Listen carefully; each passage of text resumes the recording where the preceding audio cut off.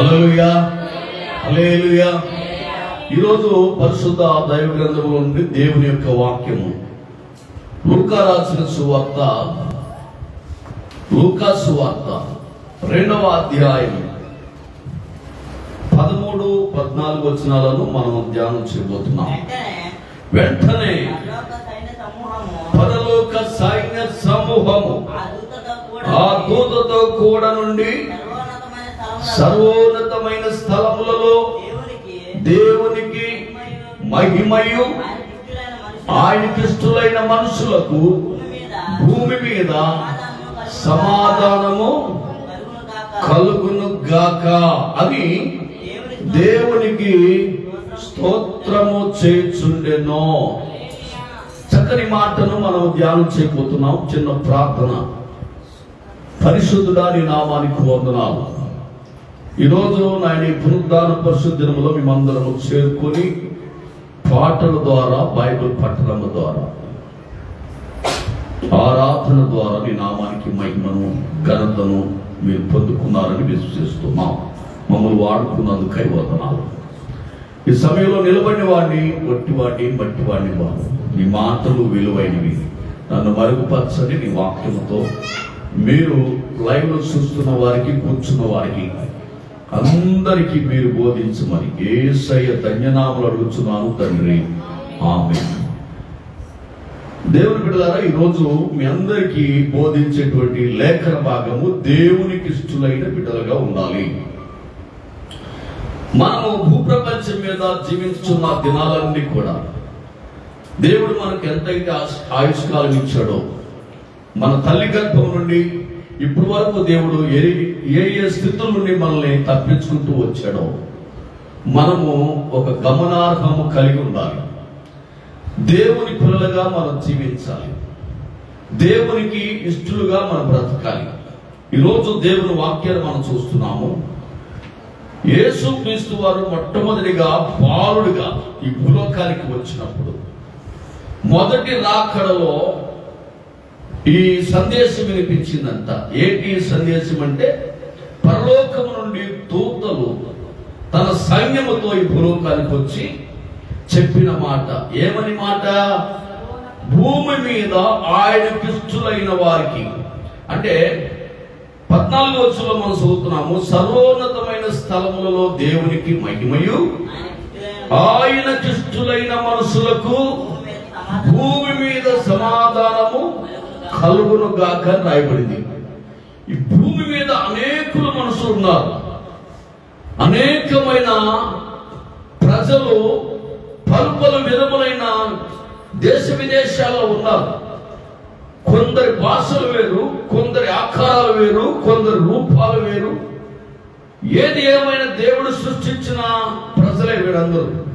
అయితే దేవుని వాక్యం మాట్లాడుతున్న మాట, భూమి మీద ఆయనకిష్టులైన ప్రజలకు, చెప్పండి, భూమి మీద ఆయనకిష్టులైన ప్రజలకు సమాధానం వస్తుందంట. ఏమొస్తుంది చెప్పండి? సమాధానం. సమాధానంగా ఉన్న వాళ్ళు ప్రశాంతంగా ఉంటారా, లేకపోతే గొడవలతో ఉన్న వాళ్ళు ప్రశాంతంగా ఉంటారా? చెప్పండి. సమాధానంగా ఉన్న వాళ్ళు ఆరోగ్యంగా ఉంటారా, లేకపోతే గొడవలతో ఉన్న వాళ్ళు ఆరోగ్యంగా ఉంటారా? సమాధానంగా ఉన్నవాడు చాలా ఆరోగ్యంగా ఉంటారు, ఆశీర్వాదంగా కూడా ఉంటారు. సమస్యలతో ఉన్నవారు, పోరాటంతో ఉన్నవారు, యుద్ధాలతో ఉన్నవారు, పోట్లాడుతూ ఉన్నవారు, వారికి ఎప్పుడు ఏదో ఒకటి బలహీనత. కానీ ఈ పూట మీ అందరితో చెప్పే మాట, భూమి మీద దేవుని పిల్లలుగా మనం జీవించాలనే ఆలోచన మీరు కలిగి ఉంటే, దేవుడు నన్ను దర్శించాడు, దేవుడు నన్ను దీవించాడు, దేవుడు నన్ను కాపాడుతున్నాడు, దేవుని కృపను బట్టి నేను ఇలా ఉన్నానని మీరు ఆలోచించగలిగితే, దేవుని దూత మీ దగ్గరకు వచ్చి సమాధానం ఇస్తుందంట. దేవునికి స్తోత్రం, హల్లెలూయా. దేవుని దూత మీ దగ్గరకు వచ్చి సమాధానం ఇచ్చి మిమ్మల్ని సమాధానపరిచి మీకు ఆరోగ్యాన్ని ఇవ్వడానికి దేవుడు ఇష్టపడతాడు. ఇంతకీ దేవునికి ఇష్టలుగా ఉండడానికి 3 పాయింట్లు ఉన్నాయి, 3 రకాల అనుభవాలు ఉన్నాయి. దేవునికి ఇష్టలుగా ఉండాలంటే ఏం చేయాలి? మనం దేవునికి ఇష్టలుగా ఉండాలంటే ఏం చేయాలి? మొదటిది మనం ధ్యానం చేద్దాం. ఎబ్రీయులకు రాసిన పత్రిక 11వ అధ్యాయం 6వ వచనం. దేవునికి ఎవరు ఇష్టలుగా ఉంటారు? దేవుడు ఎవరిని ఇష్టపడతాడు అంటే ఇక్కడ రాసిన మాట, ఎబ్రీయులకు రాసిన పత్రిక 11వ అధ్యాయము 6వ వచనాన్ని మనం చదువుదాం. విశ్వాసము లేకుండా దేవునికి ఇష్టలైండుట అసాధ్యము. దేవుని యొద్దకు వచ్చువాడు ఆయన ఉన్నాడనియు, ఆయనను ఆనుకునే వారికి, ఆయన అంగీకరించే వారికి ప్రతిఫలము దేవుడు ఇచ్చుననియు దేవుని నమ్మాలి. దేవునికి స్తోత్రం. ఇప్పుడు దేవునికి ఇష్టలు కావాలి అనుకుంటే మనకు ఏం కావాలంట? విశ్వాసం కావాలి. ఏం కావాలి చెప్పండి? విశ్వాసం కావాలి. 2019 సంవత్సరం, 2020 సంవత్సరం, 2021 సంవత్సరం మనం ఆలోచన చేస్తే ఈ ప్రపంచవ్యాప్తంగా కొన్ని లక్షల మంది చనిపోయారు కరోనా ద్వారా. చనిపోయారు లేదా చెప్పండి? వారు ఎన్ని ఆశలతో, ఎంత ఆస్తితో, ఎంత ఆలోచనతో జీవించారో తెలియదు, కానీ వారెందరో కాలగర్భంలో కలిసిపోయారు. ఎందుకో దేవుని మహాప్రేమను బట్టి నిన్ను నన్ను ఇంకను సజీవులుగా భూమి మీద ఉంచాడు. ఉంచిన తర్వాత మనం ఏం చేయాలి అంటే, నేను జీవించుచున్నాను అంటే కేవలం నా దేవుని కృపని నీలో ఏముండాలంట? విశ్వాసం ఉండాలి. ఏముండాలి చెప్పండి? విశ్వాసం ఉండాలి.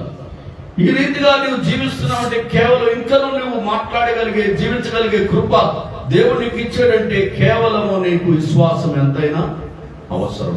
అలాంటి విశ్వాసం లేకుండా నువ్వు జీవించావంటే, విశ్వాసం లేకుండా నువ్వు ఇంకా బ్రతుకుతున్నావంటే, విశ్వాసం లేకుండా ఇంకా దేవుని ఎందుకు రాలేకపోతున్నావంటే, విశ్వాసం లేకుండా ఇంకా దేవుని సురక్షకుడిగా చేసుకోలేకపోతున్నావంటే దేవునికి ఇష్టంగా ఉన్నట్ట? ఏమా దేవునికి ఇష్టంగా ఉన్నట్ట? తండ్రి మాట కుమారుడు విన్నప్పుడు, తల్లి మాట కుమార్తె విన్నప్పుడు తల్లి గాని తండ్రి గాని ఎంతో ముచ్చటపడతారు. పడరా? తల్లికి కుమార్తె పని చేసింది అనుకోండి, పనికి సహాయపడింది అనుకోండి, ఏ పనైనా చేస్తుంది అనుకోండి, ఆ ఇంటి పనులన్నీ తల్లి ఎంత మెచ్చుకుంటుందో, కుమారుడు ఆ తండ్రికి సహాయపడ్డాడంటే ఎంత మెచ్చుకుంటాడో.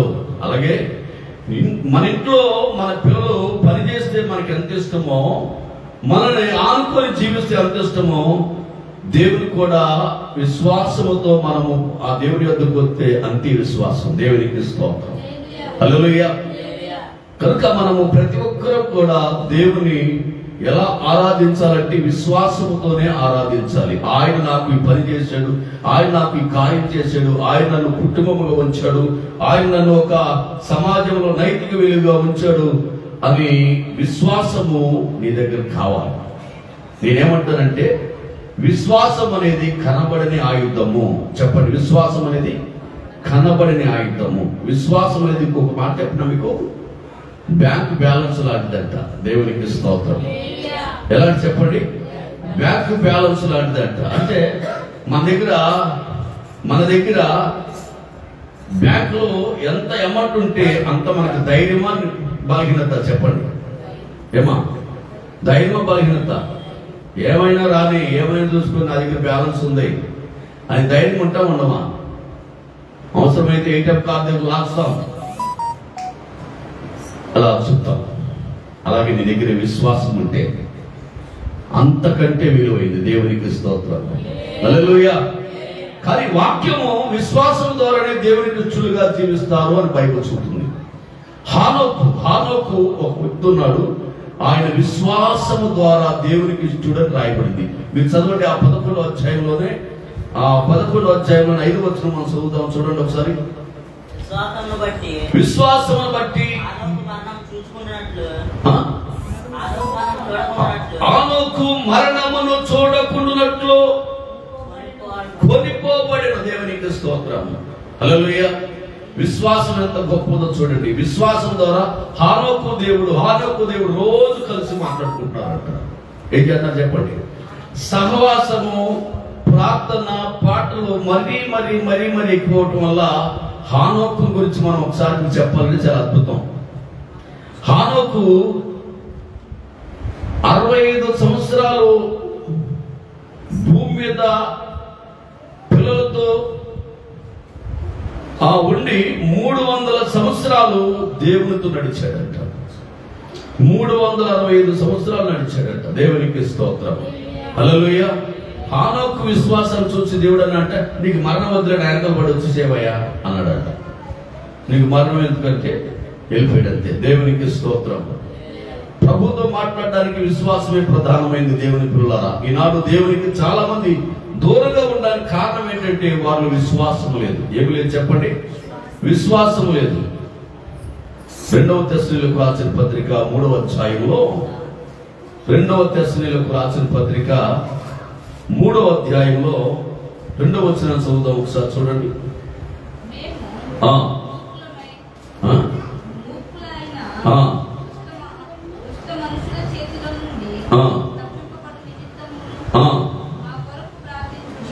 ప్రార్థించుడి. ఇక్కడ పౌలుతో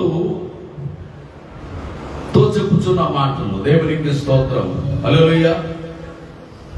తుదకు సహోదరులారా, మీలో జరుగుతున్న ప్రకారము ప్రభువాక్యము శీఘ్రముగా వ్యాపించి మహిమపరచబడు నిమిత్తము పౌలు ఆ తెస్సలోనికీయులకు రాసిన మాటలు చూస్తున్నాం మనం ఇక్కడ. మేము మూర్ఖుల దుష్టుల చేతిలో నుండి మమ్మల్ని తప్పిపోవడం నిమిత్తము మా కొరకు ప్రార్థన చేయండి. అందరికీ విశ్వాసము లేదు. భూమి మీద అందరికి విశ్వాసం ఉంటుందండి? అందరికి విశ్వాసం ఉంటుంది. అందరికి విశ్వాసం ఉంటే ఈ మందిరాలు చాలా చెప్పండి. కానీ విశ్వాసులు కొందరే ఉంటారు. దేవునికి స్తోత్రం.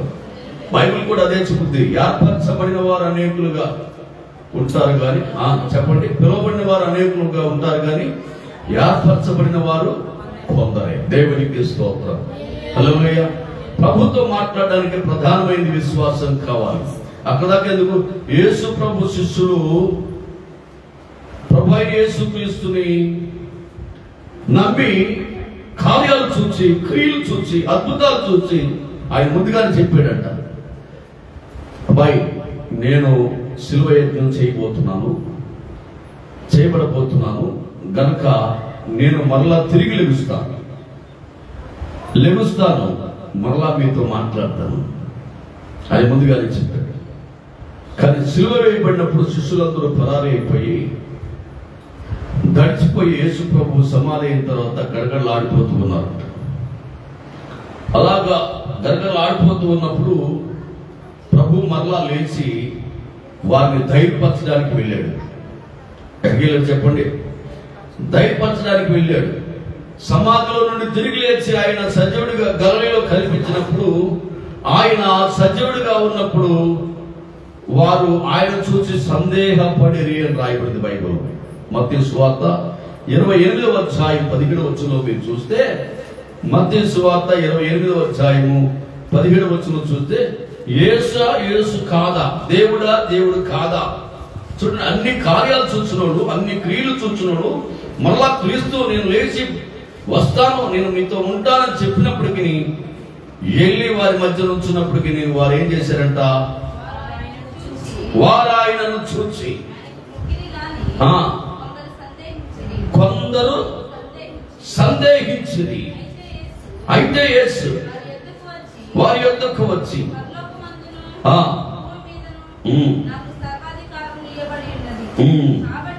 చాలు. యేసు వారి యొద్దకు వచ్చినప్పుడు వారు ఏం చేశారని చెప్పండి? సందేహించారు. దేవుడి బిడ్డలారా, విశ్వాసం అందరికీ ఉంటుంది, అందరికీ ఉంటుంది. దేవుడు మంచోడేనండి, ప్రజలు మంచోడు కదా, దేవుడు గొప్పోడేనండి, గుణాలు మంచివి కావా అనేవాళ్ళు 3 మంది నాతో చెప్పండి. దేవుడు మంచోడంట, ప్రజలు మంచోడు కాదంట. దేవుడు గొప్పోడేనంట చెప్పండి, మనుషుల గుణాలు మంచివి కాదంట. అంటే ఏమంటావు ఇప్పుడు నువ్వు? అంటా నేను ఏమంటావు నువ్వు అంటావు. అదే వాళ్ళని బట్టి నాకు నమ్మబుద్ధి అవుతలేదు. ఎవరిని బట్టి అంట? ఎవరిని బట్టి? వాళ్ళని బట్టి నమ్మబుద్ధి అవుతలేదంట. అంటే అందరిని బట్టి పుట్టేవా నువ్వు? అందరిని బట్టి బ్రతుకుతున్నావా నువ్వు? అసలు ఆలోచించేవా? నీ జీవితానికి కర్త ఎవరు? నిన్ను పుట్టించేది ఎవరు? నిన్ను బ్రతికించేది ఎవరు? నీవు దేవుని అనుకో, దేవుడు నమ్ము. మనుషులు ఎవరు నమ్మన్నారు? దేవునికి స్తోత్రం. బైబిల్ చూస్తుంది, మనుషులు నమ్మటి కంటే రాజులు నమ్మటి కంటే యెహోవాను ఆశ్రయించడం. మనుషులు ఎలా నమ్మాలో దేవుడికి నేర్పిస్తాడు. మనుషులు ఎలా తిరగాలో దేవుడికి నేర్పిస్తాడు. మనుషులతో ఎలా మాట్లాడాలో దేవుడికి నేర్పిస్తాడు. ముందు నువ్వు దేవుడిని అనుకో, దేవుడికి నీ హృదయాన్ని ఇవ్వు, దేవుడికి నువ్వు ఇష్టడిగా జీవించు, దేవుడికి నువ్వు లోపడు. తర్వాత నీ దగ్గరకు వచ్చిన ప్రతి మూర్ఖ స్వభావం గలవాడు సాధువుగా మార్చబడతాడు. ప్రతి ఒక్క విరోధి అయిన వాడు స్నేహితుడిగా మార్చబడతాడు. ప్రభులో ఉన్నటువంటి ఆ మహిమైశ్వర్యం అలాంటిది. దేవునికి స్తోత్రం. ముందుగానే మన జీవితము దేవునికి ఇష్టంగా చేసుకోవాలి. ఎవరికి ఇష్టంగా చేసుకోవాలి చెప్పండి? దేవునికి ఇష్టంగా చేసుకుంటే దేశం అంతా నీది అవుతుందేమో. దేవునికి ఇష్టంగా చేసుకుంటే నీవు ఉన్న ప్రాంతమే నీ చేతుల మీద నడుస్తుందేమో. ముందు నువ్వు దేవునికి ఇష్టడుగా కాలేవా? మనుషుల మీద ఎంతకాలం ఆధారపడి మనుషులను చూసుకొని నీ జీవితాన్ని పతనం చేసుకుంటావు. కనుక నీవు మొదటిగా దేవునికి ఇష్టడుగా జీవించు. దేవునికి స్తోత్రం. విశ్వాసులు చాలా మంది విశ్వాసులని పిలువబడతారు, కానీ తగినంత విశ్వాసం లేకపోవడమే ముందుగా దేవుని కార్యాలు చూడలేకపోతున్నారు. ఇప్పుడైనా సరే అయ్యా నీకుతో నేను విశ్వాసంగా ఉంటానని మనము దేవునికి ప్రార్థన చేద్దాం. విశ్వాసులే దేవునికి ఇష్టలు. చెప్పండి, విశ్వాసం కలిగి ఉంటేనే దేవునికి ఇష్టలు. ఎందుకు నేను ఈ మాట చెబుతున్నానంటే విశ్వాసం ఉన్న ప్రతి వ్యక్తిలో ఎలాంటి బలహీనతలు వచ్చినా భరిస్తాడు, ఎలాంటి శ్రమలు వచ్చినా భరిస్తాడు, ఎలాంటి శోధనలు వచ్చినా భరిస్తాడు. కారణం ఏంటంటే నాకంటే ముందు నా ప్రభు భరించలేదా? నాకంటే ముందు నా ప్రభు నిందలు మోయలేదా? నాకంటే ముందు నా ప్రభు నా కొరకు రాళ్ళతో కొట్టబడలేదా? నాకంటే ముందు నా ప్రభు ఆయన శరీరము చాలుగా చేర్చబడలేదా? నేనేపాటి బలహీనత, నేనేపాటి రోగం, నేనేపాటిది ఇది అని విశ్వాసం ఉంటే భరిస్తాడు. భరిస్తే దేవుడు ఇష్టపడతాడట. దేవునికి స్తోత్రం. హల్లెలూయా, హల్లెలూయా. దేవుడు అబ్రహాముని ఏమన్నాడు తెలుసా? ఏమన్నాడు చెప్పండి? దేవుడు అబ్రహాముతో అంటాడు, అబ్రహాము నా స్నేహితుడు. ఏమంటాడు చెప్పండి? అబ్రహాము నా స్నేహితుడు. ఎందుకు అన్నాడంటే ఆయన విశ్వాసం ఘనమైన వాడు. ఎందుకు విశ్వాసం ఘనమైన వాడంటే అబ్రహాము చెప్పాడు, నీ గర్భవాసన కుమారుడు పుడతాడు, నీ యొక్క సంతానం ఇస్రాయేలు వలె విస్తరించబడుతుంది అని చెప్పాడు. చెప్పి 5 ఏళ్ళు అయింది, ఇంకా పుట్టలేదు. అయినా అబ్రహాము విశ్వాసమును చెదరనివ్వలేదు, విశ్వాసమును బలహీనపరచుకోలేదు. నా దేవుడు చెప్పిందే చేస్తాడని సమాజంలో ఎన్నొచ్చినా కానీ వాటన్నిటి తోచుకుంటూ ముందుకు వెళ్ళిపోయాడు. దేవుని కొరకు ఎదురు చూచాడు. అంటే అబ్రహాము కనబడేదాన్ని నమ్మలేదు, కానీ కనబడబోయేది దాన్ని విశ్వాసం ఉంచాడు. ఆ విశ్వాసమే దేవునికి ఇష్టమై అబ్రహాముని అందరికంటే మూల పురుషుడిగా హెచ్చించాడు. అబ్రహాము నా స్నేహితుడు అన్నాడు.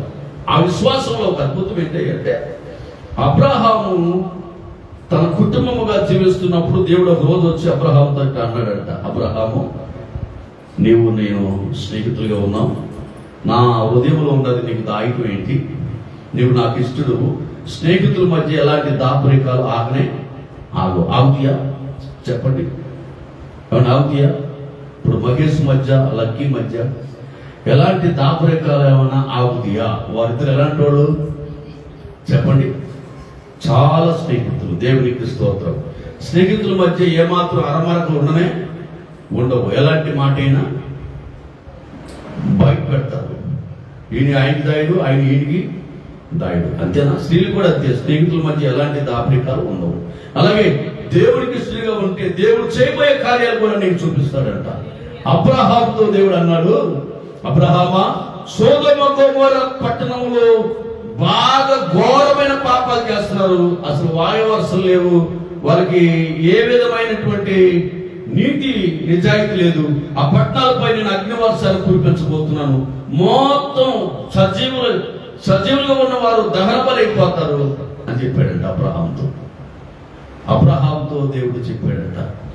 దేవుడు ఎందుకు చెప్పాడు? భూమి మీద ఉన్న మానవునికి అంత చెప్పడానికి కారణం ఏంటి అంటే అబ్రహాము యొక్క విశ్వాసాన్ని చూసి దేవుడికి ఇష్టమైన కారణాన్ని బట్టి అతని హృదయాన్ని మెచ్చుకొని చెప్పాడట.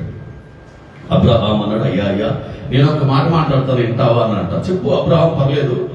దేవుడు అబ్రహాం ఇద్దరు ఫ్రెండ్స్ అయిపోయారు, ఇష్టలైపోయారు. ఆ ఊర్లో ఆ పట్టణంలో 10 మంది నీతిమంతులు ఉంటే ఆ పట్టణం మీద అగ్నివర్షం కురిపించుకుని కాపాడతావా అని అడిగారు. ఆ 50 మంది నీతిమంతులు ఉంటే, ఎంతమంది చెప్పండి? 50 మంది నీతిమంతులు ఉంటే, అబ్రహాం నీ మాట ప్రకారం 50 మంది ఉంటే, అన్ని వేల మంది ఉన్నారు కాబట్టి 50 మంది ఉన్న కాపాడతానన్నాడు. మరలా అంటాడు అబ్రహాము, దుమ్మునైనా ధూళినైనా నేను మరొకసారి మాట్లాడుతున్నాను, 10 మంది ఉంటే కాపాడతా అంటే 50 నుండి 10 మంది దగ్గర 40 మంది ఉంటే కాపాడతావా, 30 మంది ఉంటే కాపాడతాను అన్నాడు. లాస్ట్ మాట, దుమ్మునైనా ధూళినైనా నేను 10 మంది ఉంటే కాపాడతావా? ఓకే, 10 మంది ఉన్న కాపాడతాను. ఎంత సంభాషణ చూడండి. 10 మంది కూడా లేరట నీతిమంతులు, 10 మంది కూడా లేరట. ఇక అగ్నివర్షం కురిపోతుంది. ఆ ప్రాంతంలో తన సోదరుడు కుమారుడైనటువంటి లోతున్నాడు. అయ్యా ఆ లోతు విషయాన్ని ఒకసారి ఆలోచించమంటే అప్పుడు వెంటనే దేవదూతను పంపి ఆ లోతు కుటుంబాన్ని బయటకు లాగి తర్వాత వెంటనే అగ్నివర్షం కురిసింది. అందరూ సజీవ దగ్నం అయిపోయారు. నేను ఈ మాటలు మీకు అందరికి చెప్పడానికి కారణం ఏంటంటే, మనము జీవిత కాలంలో ఎవరికి ఇష్టమైనా ఇష్టం కాకపోయినా ముందు దేవునితో నువ్వు ఇష్టడుగా జీవించు చాలు. దేవునికి స్తోత్రం. దేవుడితో ఇష్టడుగా ఉంటే నీ హృదయాన్ని దేవుడు మెచ్చుకుంటాడు. 51 కీర్తనలో రాయబడింది మాట, ఆయనకి ఇష్టడైనటువంటి జీవితం ఎలా ఉంటుందయ్యా అంటే 51 కీర్తనలో ఒక మంచి మాట రాయబడింది చూడండి. 16వ వచనంలో ఆయనకి ఎవరు ఇష్టలయ్యా అంటే, ఎవరిష్టులు? నీవు బలిని కోరువాడు కావు,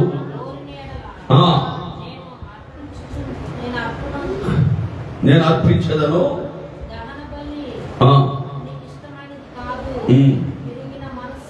విరిగిన మనసే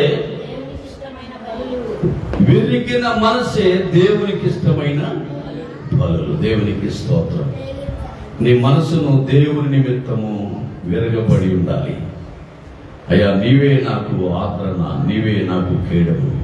కనుక దేవునికి ఇష్టలుగా జీవించే బిడ్డలకు దేవుడు ఏమి దాయని దాయడు. దేవునికి ఎవరు ఇష్టలయ్యారు ఇప్పుడు మీరు విన్నారా? ఒకటి చెప్పండి, అబ్రహాము దేవునికి ఇష్టడుగా జీవించాడు, హానోకు దేవునికి ఇష్టడుగా జీవించాడు. దేవునికి స్తోత్రం.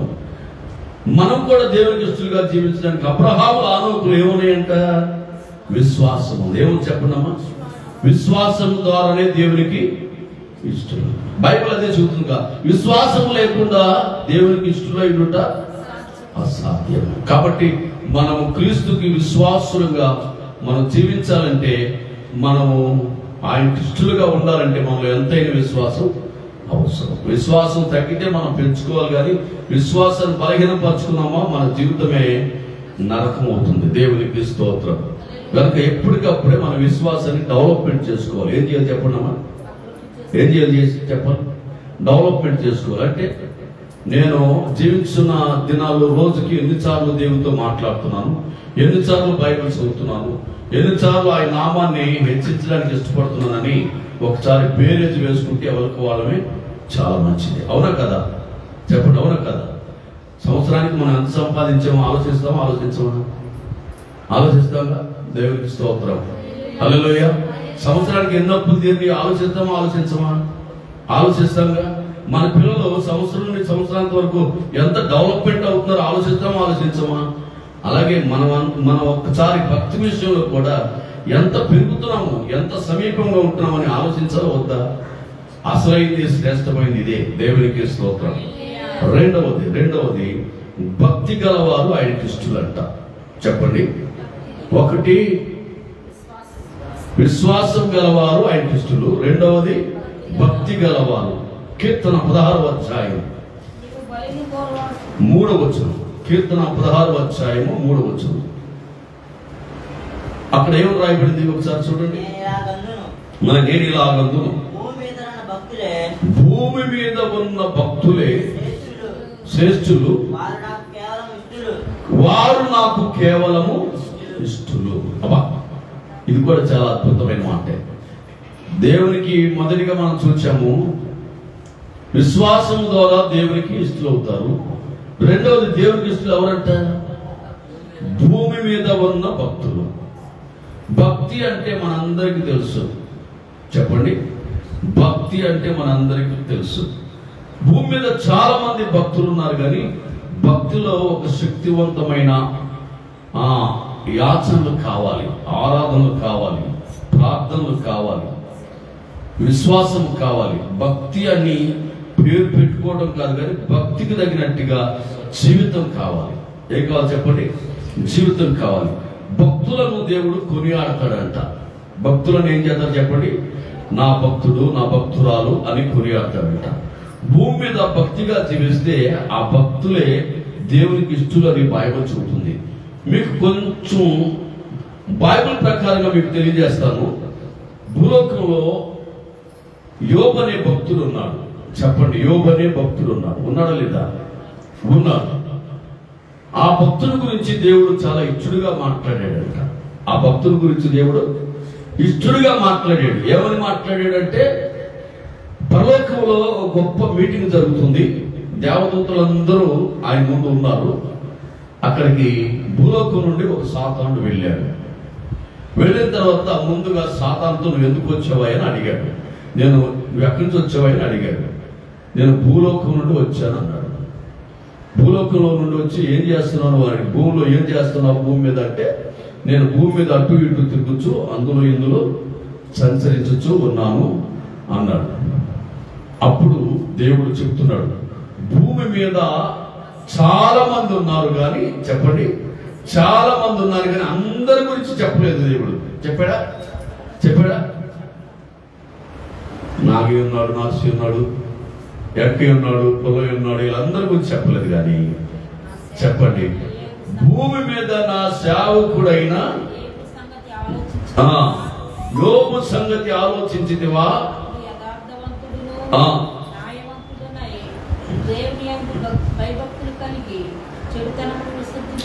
చెడుతనమును విసర్జించిన వాడు, భూమి మీద అతని వంటి వాడు ఎవడును లేడు. ఎంత సాక్ష్యం అండి, ఎంత సాక్ష్యం! దేవునికి స్తోత్రం, హల్లెలూయా.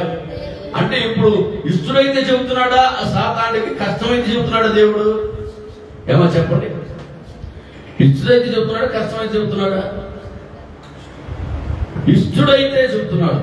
దేవుడు భూలోకంలో భక్తులను ఎన్నుకుంటాడంట. ఏం చేస్తాడు చెప్పండి? ఎవరిని ఎన్నుకుంటాడు? తిండిపోతులు ఎన్నుకుంటాడా? నిద్రపోతులు చెప్పండి, ఎవరిని ఎన్నుకుంటాడు? మన రాత్రి వాక్యం విన్నారు కదా మీరు, విన్నారా? దేవునికి స్తోత్రం. దేవుడు ఎన్నుకునేది త్రాగుబోతుల్ని, తిండిపోతుల్ని, లేకపోతే నిద్రపోతుల్ని, సామర్పోతులు ఎన్నుకోడు. దేవునికి స్తోత్రం. సురుకుగా దేవుని యందు భయభక్తులు కలిగి దివారాత్రము ధ్యానించు వారిని ఆయన ఎన్నుకుంటాడు. దేవునికి స్తోత్రం.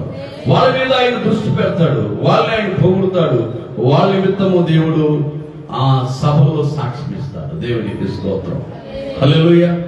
ఇక్కడ పరలోకంలో సాక్ష్యం ఇస్తున్నాడు యోబుని గురించి. ఏమని అంటే, భూమి మీద నా సేవకుడైన యోబు సంగతిని ఆలోచించావా? అతడు యథార్థవంతుడు, అతడు న్యాయవంతుడు, అతడు దేవుని యందు భయభక్తులు కలిగిన వాడు, చెడుతనమును విసర్జించిన వాడు, అతని వంటి భక్తుడు మరొకడు. ఎంత అద్భుతం, ఎంత అద్భుతం! మరి నిన్ను బట్టి నన్ను బట్టి దేవుడు ఏమనుకుంటున్నాడని అవగాహన మనకు కూడా కావాలిగా, కావాలొద్దా? దేవుడికి స్తోత్రం చెబుదాం. హల్లెలూయా, హల్లెలూయా. ఇప్పుడు సహజంగా లేడీస్ ఉన్నారంటే, మా అమ్మకి నేను ఎంతో ఇష్టం ఏమంటారు చెప్పండి? మా అమ్మకి నేను ఎంతో ఇష్టం, నేను వెళ్ళినప్పుడల్లా నాకు ఏ ఒకటి దాచి పెడతాయి, ఏ ఒకటి పెడతానే ఉంటుంది. నలుగురు కూతురు ఉన్నా, ముగ్గురు కూతురు నేనంటే ఎంతో ఇష్టం అనుకుంటారు, అనుకోరా? కొడుకులు ఉన్నారంటే తండ్రికి నేనంటే ఎంతో ఇష్టం అనుకుంటారు, అనుకోరా? మరి అలాగే నిన్ను కొన్న నిన్ను రక్షించినటువంటి దేవుడు నిన్ను గురించి ఏమనుకుంటున్నాడు? ఆయన నిన్ను గురించి ఏమని తలుస్తున్నాడు? నీ భక్తి ఆయనకి ఎలా నచ్చుతుంది? నీ యొక్క యాచనలు ఎలా నచ్చుతున్నాయి అనేది ఒక్కసారి ఆలోచించావా? నేటి దినాల్లో మనము జీవిస్తున్నామంటే మన బలము చేత జీవించడం లేదు, మన శక్తి ద్వారా జీవించడం లేదు, మన చదువు ద్వారా జీవించడం లేదు, లేకపోతే మనకున్న ధనం ద్వారా జీవించడం లేదు, కానీ కేవలము దేవుని కృపే. దేవునికి స్తోత్రం చేద్దామా? కేవలము దేవుని కృపే. ప్రభువా నీ ద్వారానే నేను జీవిస్తున్నానని మనం చెప్పక తప్పదు. కారణం ఏంటి తెలుసా? ఇవాళ ఎకరాలు ఉన్నవారు, ఉద్యోగాలు ఉన్నవారు, లేకపోతే ఎన్నో కోట్లకు పడివెత్తిన వాళ్ళు నెమ్మది లేకుండా జీవిస్తున్నారు. ఇవాళ చాలా మంది హాస్పిటల్ ఇద్దరు మూలుగుతూనే ఉన్నారు. డబ్బు అయితే ఉంది, రోగం అయితే కుదురుతలేదు, తప్పలేదు, తిరుగుతూనే ఉన్నారు. వాళ్ళ వెనకాల చేసే చాకరీ చేసేవాళ్ళు ఎంతవరకు తిరగలో నా ప్రాణానికి వచ్చింది ఈ రోగం అనుకునే వాళ్ళు ఇష్టపడేవాళ్ళు చాలా మంది ఉన్నారు. ఇవాళ చాలా మంది సాతాను చేతుల్లో చిక్కుబడి కొట్లాట్లు హత్యల్లో పడి చాలా మంది జైల్లో బంధించబడిపోయి రోజు కృషించిపోతున్నారు. వేల మంది ప్రజలు జైల్లో ఉన్నారు. నాకు ఇంకా విడుదల లేదా? నన్ను ఎవరన్నా రక్షిస్తారా? నేను చేసిన ఒక్కసారి తప్పు చేశాను, ఒక్కసారి కోపం వచ్చింది, కానీ నా జీవితకాలం అనుభవిస్తున్నానని కుమిలిపోతూ ఉన్నారు. దేవుని బిడ్డ, నీవు నేను మన పిల్లలతో క్షేమంగా ఉన్నామంటే ఇది ఎవరి కృప? ఇది ఎవరిచ్చారు? నీ డబ్బు ఇచ్చిందా? నీ ధనం ఇచ్చిందా? నీ యొక్క బలం ఇచ్చిందా? ఇది కేవలం దేవుని కృపే. గనక మనము ఎప్పటికప్పుడు ఆలోచన చేయాలి, అయ్యా నేను నీకు ఇష్టడుగా జీవించాలి. ఒకటి విశ్వాసములో ఇష్టడుగా జీవించాలి, రెండు భక్తిలో ఇష్టడుగా జీవించాలి. దేవునికి స్తోత్రం. దేవునికి ఇష్టమైన కార్యాలు చేయాలి, దేవునికి ఇష్టమైన పనులు చేయాలి, దేవుని యొక్క ఇష్టమైనటువంటి కార్యకలాపాలు కొనసాగించాలి. దేవునికి స్తోత్రం. ప్రార్థన ఎన్నింటికి రావాలి చెప్పండి? ట్రైన్ 8 ఉంటే ఎన్నింటికి ఎక్కుతారు? అక్కడ ఆ స్టేజ్ మీద ఎన్నింటికి ఉంటారు మీరు?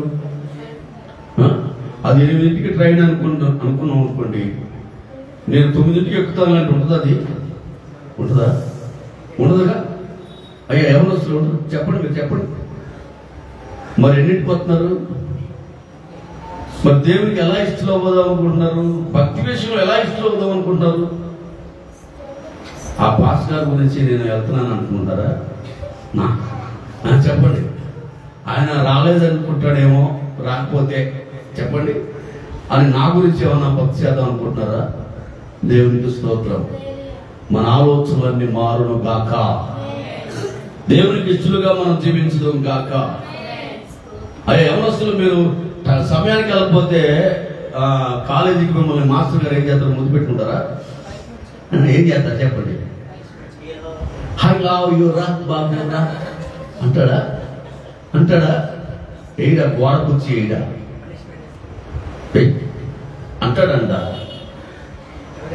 క్రమము లేకుండా మనకి హిమము రాదు, అవునా కదా? కాబట్టి మనం ఆలోచన చేయాలి. దేవునికి ఇష్టలుగా జీవించాలి అంటే మన భక్తి విషయంలో కూడా క్రమాన్ని పాటించాలి. ఏం చేయాలి చెప్పండమ్మా? క్రమాన్ని పాటించాలి. క్రమము లేకుండా నీవు దేవునికి ఇష్టలుగా జీవించలేవు. రోజుకి ఎన్నిసార్లు ప్రార్థన చేస్తున్నాను, ఎన్నిసార్లు ప్రభుత్వం గడుపుతున్నాను అనేది ఆలోచించాలి. దేవునికి స్తోత్రం చేద్దామా? దేవుడు దావీదులో ఉన్న భక్తిని బట్టి అతడు నా ఇష్టానుసారుడైన మనుషుడు అన్నాడు. ఒకసారి చూద్దామా? అపోస్తుల కార్యములు 13వ అధ్యాయం. అపోస్తుల కార్యములు 13వ అధ్యాయం 22వ వచనంలో రాయబడిన మాట. తరువాత అతనిని తొలగించి దావీదును వారికి రాజుగా ఏర్పరిచాను. మరియు ఆయన నేను యెషయా కుమారుడైన దావీదును కనుగొంటిని. అతడు నా ఇష్టానుసారుడైన మనుషుడు, అతడు నా ఉద్దేశములన్నీ నెరవేర్చునని చెప్పి అతని గురించి భూలోకంలో ఉన్న దావీదును బట్టి అంట దేవుడు పరలోకం ఎంత మాట్లాడుతున్నాడో చూడండి. దేవునికి స్తోత్రం. హల్లెలూయా, హల్లెలూయా. దేవుని బిడ్డలారా, మన కోసం కూడా దేవుడు మాట్లాడుకోను గాక. మనం కూడా అలాంటి నడవడి నడుద్దును గాక. చూడండి, ఇక్కడ మనం ఆలోచిస్తున్నాము. యోబుని గురించి దేవుడు సాక్ష్యం ఇచ్చాడు, అతడు నాకు ఇష్టమైనట్టుగా. ఇప్పుడు దావీదును బట్టి దేవుడు మాట్లాడుతున్నాడు. అతడు నా ఇష్టానుసారుడైన మనుషుడు, అతడు నా ఉద్దేశములన్నీ కూడా నెరవేర్చువాడు. దేవునికి స్తోత్రం. హల్లెలూయా. దావీదు ఎప్పటికప్పుడే దేవుని సన్నిధిని వెదికేవాడట. ఏం చేసేవాడు చెప్పండి? ఎప్పటికప్పుడే దేవుని సన్నిధిని వెదికేవాడట. 84 కీర్తన 10వ వచనంలో మనం చదివితే 84 కీర్తన 10వ వచనంలో మనం చదివితే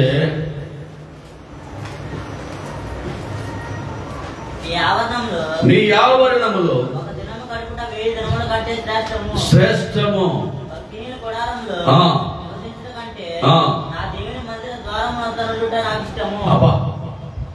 ఏమన్నాడు చెప్పండి?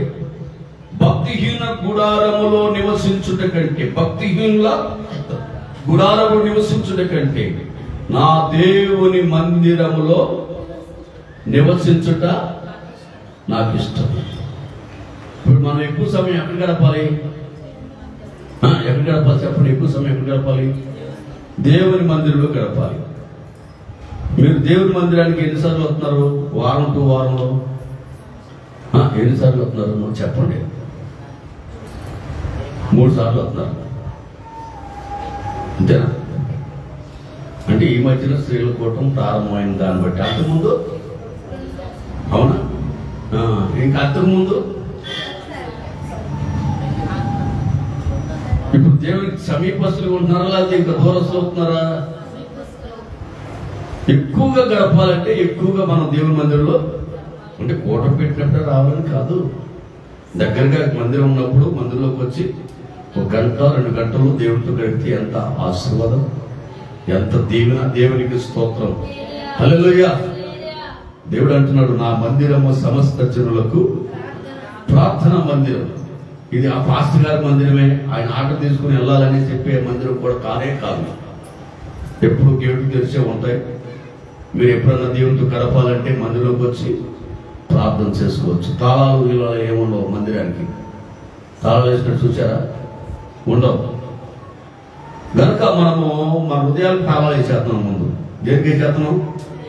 మన హృదయాలు తాళాలు వేసేస్తున్నాం. మందిరంలోకి వచ్చి దేవుని ఆవరణంలో గడిపితే ఎంత శ్రేష్టం అంట.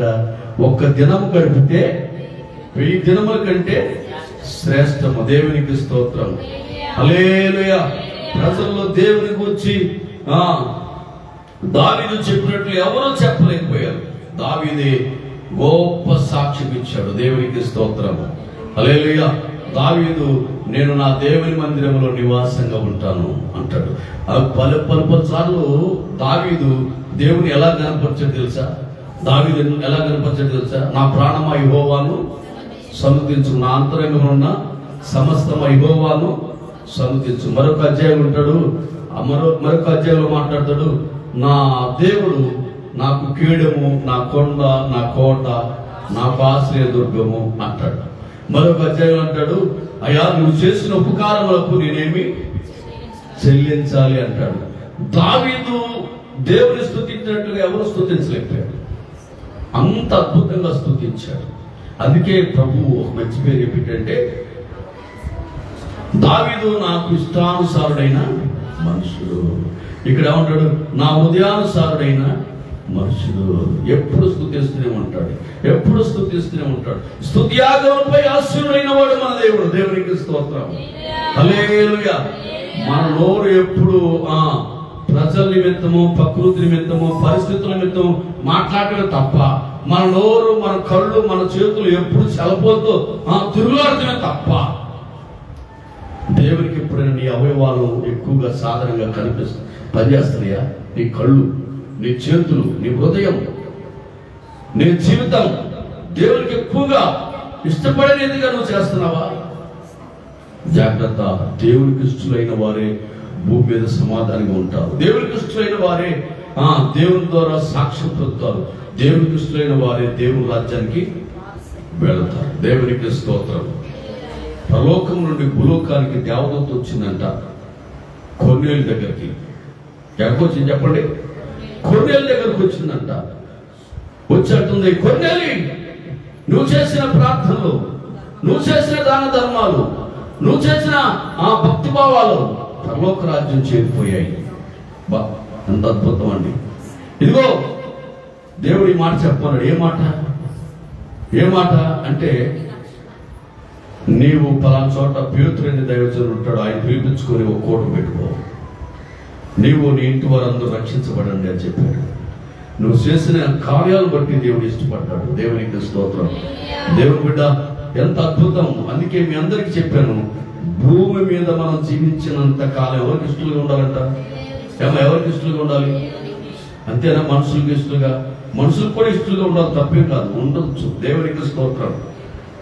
రోజు బైబిల్ పదే సార్లు మనం చదువుతూ ఉంటాం. కుటుంబాన్ని ఏలలేని వాడు సంఘాన్ని ఎలా ఏళ్తాడు అని రాయబడి. అట్లాగే ప్రజల్లో నువ్వు మంచి లేని వాడు, ప్రజల్ని ప్రేమించలేని వాడు కనబడిన దేవుని ఎలా ప్రేమిస్తావని రాయబడి ఉంటుంది. మనుషులతో కూడా మంచిగా ఉండాలి. దేవునికి స్తోత్రం. హల్లెలూయా, హల్లెలూయా. కాబట్టి మనం ఆలోచించాలి, ఇక్కడ దేవునికి ఇష్టలుగా జీవించాలంటే మనలో ఒకటి విశ్వాసం ఉండాలి, 2 భక్తి ఉండాలి, 3 చివరి మాట ప్రార్థన చేయవారు ఆయనకి ఇష్టలంట. దేవునికి స్తోత్రం. ఏం చేయవారు చెప్పండి? ప్రార్థన చేయవారు ఆయనకి ఇష్టలంట. చివరి మాట, టైం అయిపోయింది, నేను ముగించేస్తాను. దానియేలు గ్రంథం 9వ అధ్యాయం లాస్ట్ వచనం. దానియేలు గ్రంథం 9వ అధ్యాయం 20 నుండి 23 వచనాలు చదువుదాం. చూడండి.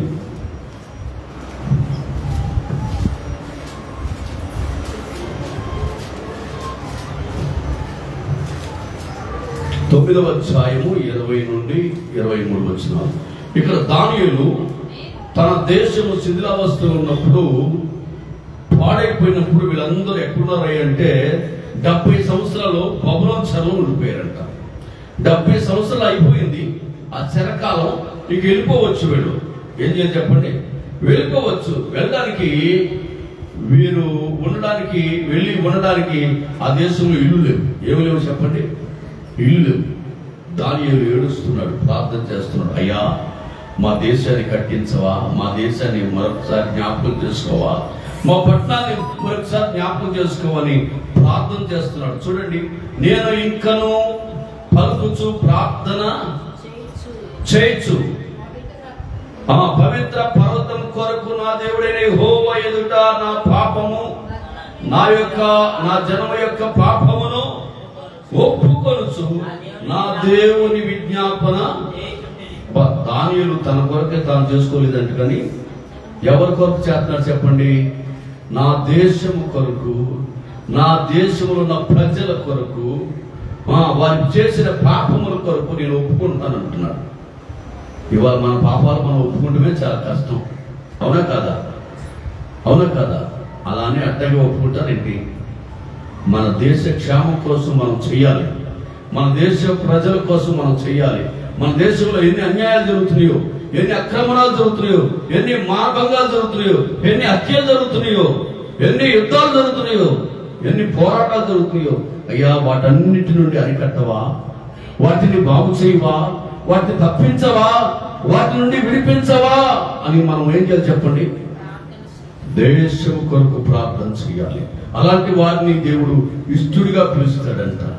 ఇక్కడ నా దేశ ప్రజల పాపం కోసం నేను ప్రార్థన చేస్తూ ఉంటిని, నేను ఇలాగూ మాట్లాడుచు ప్రార్థన చేయించుండగా. మీరు చదవండి 21వ వచనం.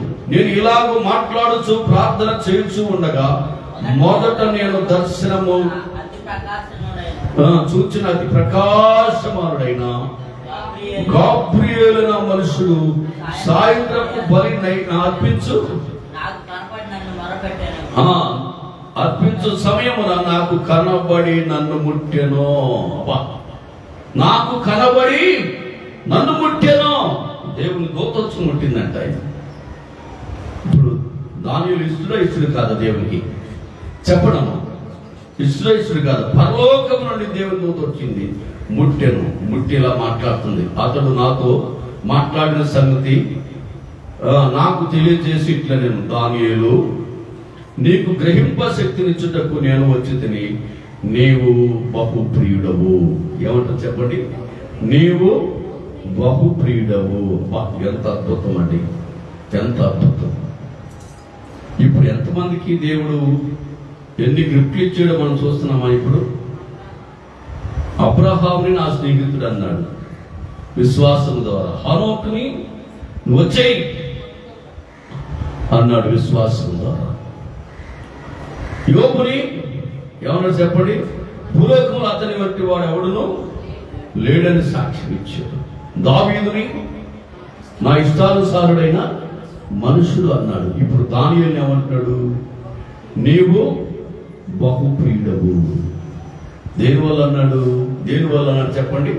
అతని ప్రార్థన ద్వారా, అతని విజ్ఞాపనము ద్వారా, అతని యొక్క హృదయంలో ఉన్న భారము ద్వారా దేవుడు మెచ్చుకున్నాడంట. గాబ్రియేలు దూతను పంపాడు. నీవు బహుప్రియుడవు. బహుప్రియుడు అనే మాట బైబిల్లో దానియేలు గ్రంథంలో 3 చోట్ల రాసి పెట్టాడు. 3 చోట్ల రాసి పెట్టాడు. మీరు చదువుకోండి. తర్వాత 10వ అధ్యాయం రాయబడింది, దానియేలు నీవు బహు ప్రియుడవు గనుక నేను నీ యొద్దకు పంపబడితిని. మరొకసారి మీరు చదువుకోవాలనుకుంటే 18వ వచనం చదువుకోండి.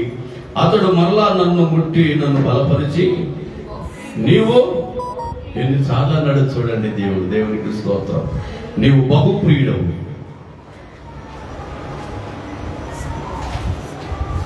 మన దేవుడు అలా పిలుస్తున్నాడా? మిమ్మల్ని అందరినీ అలా పిలవాలని నా ఆశ. దేవునికి స్తోత్రం. హల్లెలూయా. కనుక చివరి మాట మనం ముగించేస్తున్నాం. మొదటి రాకడలో భూమి మీద దేవుని సైన్య సమూహం దిగి చెప్పిన మాట. ఏం మాట చెప్పారు చెప్పండి? ఏం మాట చెప్పారు? సర్వోన్నతమైన స్థలములలో దేవునికి మహిమయు, భూమి మీద తనకిష్టులైన ప్రజలకు సమాధానము కలుగును గాక. దేవుని పిల్లరా, అది మొదటి రాకడ. ఇప్పుడు కూడా ప్రభు రెండవ రాకడలో రాబోతున్నాడు. ఆ రాకడలో కూడా మనమందరం ఇష్టలుగా ఉన్న వాళ్ళమే ఎత్తపడతాం. దేవునికి ఇష్టలుగా ఉన్న వాళ్ళమే దేవుని రాజ్యానికి చేరగలుగుతాం. మనకి ఇష్టం వచ్చిన పనులు ఇక్కడ చేసుకుంటూ కూర్చుంటే దేవుని రాజ్యానికి మనం వెళ్ళలేం. దేవుని రాజ్యం తప్పిపడ్డావా ఎప్పుడు నరకమే గనక ఇప్పుడైనా సరే నీకు ఇవ్వబడిన సమయం, నీకు ఇవ్వబడిన ఆయుష్కాలం, నీకు ఇవ్వబడిన బలం దేవుని కొరకు కొంత ఖర్చు పెట్టు. ఏంటి ఖర్చు పెట్టేది చెప్పండి? దేవుని కొరకు కొంత ఖర్చు పెట్టు. రోజు 3 బైబిల్ చదువు, ప్రార్థన చేయి, ప్రభుని అడుగు. నీ దిశలను దేవుడు మారుస్తాడు. నీ కుటుంబాన్ని దేవుడు బాగు చేస్తాడు. అంతేకాదు అందరికంటే నేను ఎత్తైన స్థలంలో నిలబెడతాడు. దేవునికి స్తోత్రం. యవనస్తులారా, మీరు ఎప్పుడు చల్లపూనుతో ఉండకండి. చల్లపూను అనేది మనం ఎలాగ వాడుకోవాలనుకుంటే అది మన అవసరాన్ని బట్టే వాడుకోవాలి తప్ప అతి వేగంగా వాడుకుంటే దానివల్ల ప్రమాదం. ఇప్పుడు మనకు బ్లేడ్ ఉంది చెప్పండి. ఏముంది? బ్లేడ్ ఉంది. లేకపోతే చేతిలో కత్తి ఉంది. కత్తి ఎప్పుడు పట్టుకుని ఇటు అటు అంటామా? ఎట్ట పడితే అట్లా చేస్తాం. బ్లేడ్ ఉంది. ఆ బ్లేడ్ ఎంత జాగ్రత్తగా వాడుకుంటాను, ఎట్ట పడితే అట్లా చేస్తే ఏమైపోతుంది? మనకి మాసు. అట్టగే నువ్వు సెల్ఫోన్ వాడే విధానం చాలా జాగ్రత్తగా వాడాలి. నీకు అవసరమైంది, నీకు సరిపడది, ఏదైనా కావాలంటే వాడుకోవాలి. కానీ నీ చేతులు వేళ్ళు అన్నిటి మీద వెళ్ళిపోతే నీ జీవితాన్ని పాడు చేసేస్తుంది, నీ భవిష్యత్తును పాడు చేసేస్తుంది, నిన్ను నష్టపరుస్తుంది, నీ కష్టాన్ని కూడా పాడు చేసేస్తుంది. నువ్వు ఎక్కలేని ఉద్రేకాలు లేకపోతే, నువ్వు సరిలేకపోతే నీ పిల్లలు సరి ఉండవు, నువ్వు సరిలేకపోతే నీ బిడ్డలు సరి ఉండవు. నువ్వేది ఎత్తుకుంటే నీ పిల్లలు అదే ఎత్తుకుంటావు. కనుక చాలా జాగ్రత్తగా మనం దేవుని యందు భయభక్తులు కలిగి జీవించాలి. దేవునికి స్తోత్రం. హల్లెలూయా, హల్లెలూయా. కనుక ఎప్పుడు దేవునికి ఇష్టమైన బిడ్డలుగా మీరందరూ ఉందరు గాక. దేవుడి మాటలు దీవించును గాక. ప్రార్థన చేసుకుందాం. పరిశుద్ధుడా, జీవగల మా తండ్రి, నీ నామానికి వందనాలయ్యా. ఈ సమయంలో నీ సన్నిధిలో మేమందరము కూడి ప్రభువా ప్రార్థించము నాయనా. ప్రభువా అంతేకాదు పాటలు పాడాము నాయన. మమ్మల్ని మీరు ఆ రీతిగా వాడుకున్నారు. ఇప్పుడు నీ వాక్యం ద్వారా మమ్మలను బలపరిచవు నాయన. మొదటి రాకడలో ప్రభువా ఆకాశం నుండి దూతలు సైన్య సమూహముగా దిగి ప్రభువా పరలోకము నుండి భూలోకానికి వచ్చి మీరు చెప్పినటువంటి మాట, భూమి మీద దేవునికి ఇష్టమైన పిల్లలకు సమాధానం ఇస్తాము అని చెప్పారు నాయన. నిజమే, భూమి మీద దేవునికి ఇష్టలుగా ఎవరుంటారు అంటే మాకు 3 మాటలు చెప్పారు. ఒకటి, విశ్వాసులే దేవునికి ఇష్టలు. 2 భక్తి గల వారే దేవునికి ఇష్టలు, 3 ప్రార్థించు వారే దేవునికి ఇష్టలు. అందరూ ఇష్టలని మీరు చెప్పలేదు బాబు నాయన. అలాగో దైవ గ్రంథంలో కొందరు భక్తులను మాకు చూపించారు. ఇష్టలుగా ఉన్న వారిని నువ్వు ఎలా పొగిడేవో, ఇష్టలుగా ఉన్న వారికి ఎలా సాక్ష్యం ఇచ్చావో, ఇష్టలుగా ఉన్న వారిని ఎలా నాయన దేశాన్ని తీసుకెళ్ళావో మాకు తెలియపరిచావు నాయన. గనుక నా జీవితంలో, నా కుటుంబంలో, నా పరిధిలో నేను కూడా నా యొక్క ఇచ్చిన ఆయుష్కాలంలో నీకే ఇష్టడుగా, నీకే ఇష్టరాలుగా ఉంటాను. నా కుటుంబము ఇష్టడుగా చేసుకుంటానయ్యా. ఇంతవరకు ఒడదుడుపుగా నేను జీవించానేమో, ఇకనైనా నేను ఇష్టడుగా బ్రతుకుతానని ఒక నిర్ణయం తీసుకునే కృప అందరికీ దయచేయండి నాయన. ఈ బిడ్డలను యోబు వలె నాయన, అబ్రహాము వలె, హనోకు వలె, అంతేకాదు ప్రభువా కొర్నేలు వలె నాయన సాక్ష్యము పొందుకునే బిడ్డలుగా నాయన, దానియేలు వలె ఈ సంఘాన్ని, ఈ సమాజాన్ని మీరు అలాగూ చేయమని, అట్లాగూ నాయన ఇష్టలుగా జరిగించమని నాయన, ఇష్టలుగా నాయన తీర్చిదిద్దమని యేసు క్రీస్తు వారి యొక్క దివ్యనామలో ప్రార్థించి అడుగుచున్నాను మా పరమ తండ్రి. ఆమేన్. దాస్పరి